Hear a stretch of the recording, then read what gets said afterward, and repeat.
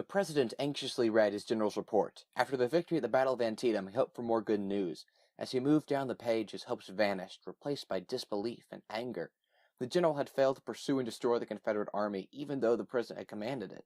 At the bottom of the page was a signature, George McClellan. McClellan had struggled before at catastrophes such as Bull Run. Antietam was a breath of fresh air and a turning point and a chance to change the war. Sadly, McClellan did not capitalize on this. This left the president with one option. Hello everyone, I'm Joe. And I'm Cora. Today we'll be discussing the American Civil War. I will be speaking for the Union. And I'll talk about the Confederacy. The year is 1862. President Abraham Lincoln is leading the Union through its darkest hour. The southern states have rebelled, forming the Confederate States of America, and are attempting to earn their freedom much like they did 66 years before. With defeats and casualties mounting, Lincoln decided a change was in order. He wrote a letter back to McClellan. He wished it wasn't necessary, but desperate times called for desperate measures. The letter was short and simple, but powerful. Effective November 5th, McClellan was removed from command. His replacement, a timid, inexperienced man named Ambrose Burnside. In the Confederacy, President Jefferson Davis was happy with his top three generals, Lee, Jackson, and Longstreet. They had just suffered their first defeat, but they wouldn't stay down for long. They expected the Union to press on their last defeat, but no forces came. They continued on, capturing towns and fighting minor battles for 2 months. Then things began to change. On November 15th, Burnside began to march south, pressing closer to the Confederate capital of Richmond. Lee didn't like this very much, so he decided to meet them at a town on the way. This town was called Fredericksburg. The Rappahannock River blocked the northern edge of the town. This gave the southern defenders an advantage. Burnside requested 6 pontoon bridges in order to cross the river. Due to miscommunications, the bridges arrived much later than expected. If they had arrived on time, Burnside could have crossed before most of the Confederates arrived. Now, the terrible three were in town. To make matters worse, a snowstorm hit.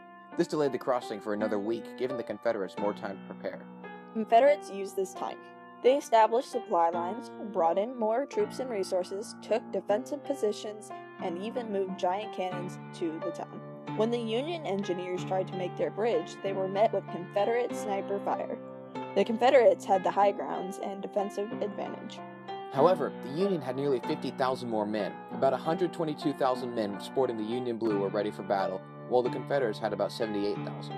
With Burnside's plan, his men would cross 6 bridges, 2 at the town center, 1 at the southern end of town, and 3 further south than that. He planned to flank the opposing forces, taking them out. However, that required bridges, which he couldn't get up. Reluctantly, he sent a group of men on a boat to take out the snipers. He knew they wouldn't survive, but they went willingly. While they were fighting, the engineers finished up their bridges. The Confederates had positioned themselves to block the bridges. Jackson covered the southern 3, Longstreet covered the northern 3, and Lee hung back for reinforcements.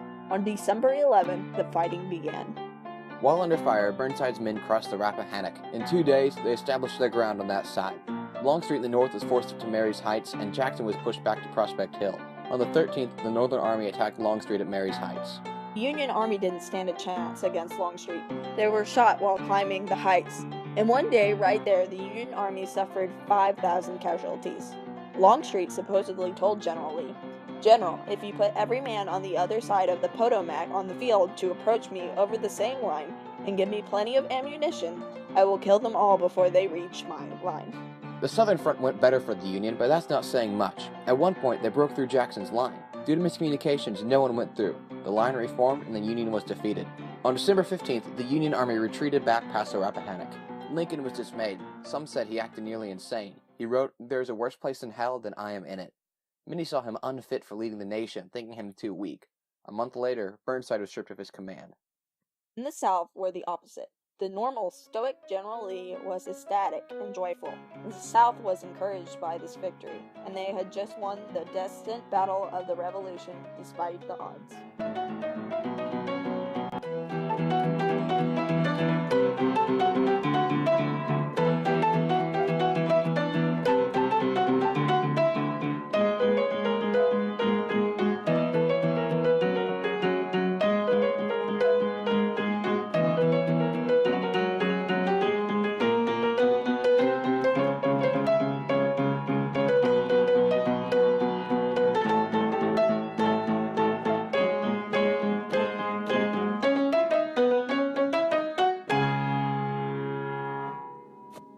Tasty.